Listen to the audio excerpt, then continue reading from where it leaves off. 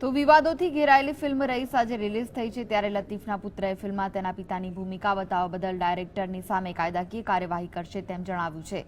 Film બનાવી તે પહેલા ડાયરેક્ટર રાહુલ ધોળકિયાએ તેની મુલાકાત લઈ લતીફના જીવન વિશેની માહિતી લીધી હતી ત્યારે લતીફના પુત્રનું કહેવું છે કે હવે ફિલ્મના ડાયરેક્ટરે લતીફ પર ફિલ્મ હોવાનો ઇનકાર કર્યો છે। અમદાવાદના ડોન અબ્દુલ લતીફ પર બનેલી ફિલ્મ શરૂઆતથી જ વિવાદમાં રહી છે અને આજે રિલીઝ થઈ છે ત્યારે તેના પરિવારમાં વધુ એક ચર્ચાનો વિષય બન્યો છે કે જે ડિરેક્ટર છે તેમના દ્વારા તેમને એ વાત કરવામાં આવી હતી કે આ પિક્ચર તેમના પિતા પર નથી, અન્ય કોઈ વ્યક્તિ પર છે અને હાલ આ પિક્ચરના જે રિવ્યુ મળી રહ્યા છે તેને રહી અને તેના પરિવારમાં રોષ જોવા મળી રહ્યો છે। લતીફના પુત્ર મુફ્તાફભાઈ આપણી સાથે છે। શું કહેશો કે શરૂઆતમાં જ્યારે ડિરેક્ટર અહીંયા આવ્યા હતા અને જે તમારી પાસેથી જે ડેટા કલેક્ટ કર્યો હતો એ વિશે ત્યારે શું વાત કરી હતી અને હાલ પિક્ચર બાદ તમને કેવું લાગે છે? પિક્ચર અત્યારે આપણે જોયું નથી, પણ જે તે વખતે પિક્ચર એ લોકોએ નક્કી કર્યું રાહુલ ઢોલકિયાની એડમિટ ટીમે કે આપણે આ રીતે પિક્ચર બનાવી છે, એ વખતે આપણી જોડે આવ્યા હતા એ લોકો અને આપણી જોડે આખી માહિતી લીધી, ફોટોગ્રાફી લીધી, એમની રહેણી કરની કેવી હતી, એ કેવી રીતે એમની જિંદગી બસર કરી છે। પછી આ આખા દરિયાપુર કાલુપુરમાં આપણી જોડે ફર્યા, 3 મહિના સુધી આ લોકો અહીંયા રહ્યા અને બધી ફોટોગ્રાફી કરી, એને આખું સેટ આ લોકોએ બોમ્બેમાં તૈયાર કર્યું અને એ વખતે મને મેસેજ મળ્યા કે ભાઈ સેટ તૈયાર કર્યું છે અને શૂટિંગ પણ ચાલુ કરી દીધી છે। તો યારે એ વખતે મેં રાहुल ढोलकिया ફોન કર્યો કે भाई राहुल भाई तुमने शूटिंग चालू करी, मेरे को जान नहीं करी। तो उस टाइम पे राहुल ढोलकिया ने ऐसा बोला कि भाई ये पिक्चर तुम्हारे फादर पे नहीं है।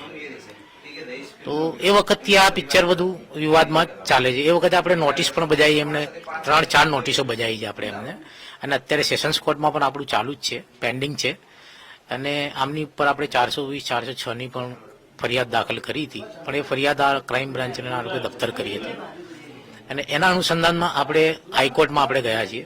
હાઈકોર્ટની અંદર જોઈ હાઈકોર્ટે મૌખિકમાં એવું નિર્ણય આપ્યું કે ભાઈ પિક્ચર જોયા પછી આપણે વેટ એન્ડ વોચ બોલે, પિક્ચર જોયા પછી આપણે જે કઈ કાયદેસર કાર્યવાહી આપણે કરીશું।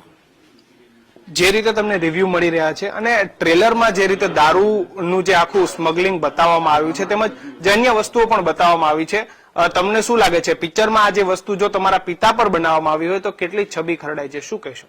ઘણી બધી છબી ખરડાય એનાથી, કેમ કે ઘણા લોકોને તો કંઈ ખબર જ નથી, આજની જનરેશનને તો કંઈ ખબર જ નથી કે ફાધર કેવા હતા, શું હતા, બરાબર? એટલે એમની છબી સારી હતી લોકોમાં। અત્યારે પણ તમે કોઈને પણ પૂછશો કે ભાઈ કેવા હતા તો બધા એવું જ કહે છે કે ભાઈ સારા હતા। હવે ધંધો એમનો જે હતો, દારૂનો ધંધો હતો, ગુજરાતમાં પોતાનો ધંધો કરતા હતા, બીજો કોઈ ધંધો કરી શકતો નહોતો, એ એમની પોલિટિકલ લેવલે પોલીસ ખાતા જોડે જે કંઈ પણ હતે એના લીધે બધું ચાલતું હતું। હવે આપનું સ્ટેન્ડ શું રહેશે આ પિક્ચરની અંદર? જો તેમની છબીને ખરડાય તેવી રીતની જો કોઈ પણ વાત કરવામાં આવી તો નેક્સ્ટ સ્ટેન્ડ શું રહેશે? અને જ્યારે અગાઉ પણ તમે જ્યારે નોટિસો બજાવી છે ત્યારે તમને જે ક્રાઇમ બ્રાન્ચ તરફથી ધમકી મળે છે તેવી તમે વાત કરી છે, શું કહેશો? હા, મને મળી છે, ક્રાઇમ બ્રાન્ચમાંથી પણ ધમકી મળી છે કે ભાઈ આને હવે અહીંયા પૂરું કર, ધમકીઓ પણ મળી, ઘણા લોકોને ધમકીઓ આપી મને અને એના સંદર્ભમાં આપણે એ બધું કંઈ સાંભળ્યું નહીં।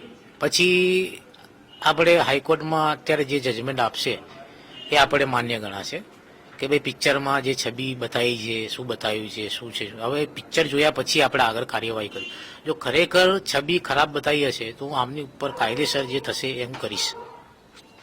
કઈ રીતની ધમકીઓ મળતી હતી આપને? ભાઈ ખોટું કેસ થશે તારી ઉપર, શું કામ લફડામાં પડે છે, નામ તેમ, એ બધી ધમકી આપતા।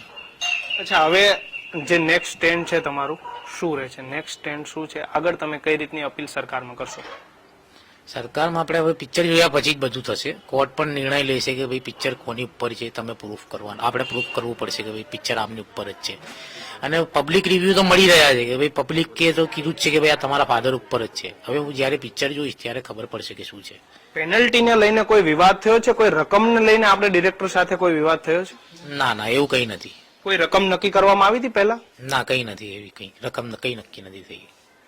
તો જે રહીશ જે પિક્ચર છે તે રિલીઝ થઈ ચૂકી છે અને પિક્ચરમાં જો લતીફની છબી ખરડાય તેવી વાત જો પિક્ચરમાં કરવામાં આવી હશે તો તેના પુત્ર અને તેનો પરિવાર હાઈકોર્ટ અને સુપ્રીમ કોર્ટના દરવાજા ખખડાવશે તેવી વાત કરી છે। કેમેરા પર્સન નીતિન બગડા સાથે કિશન કાટેલિયા, GSTV, અમદાવાદ।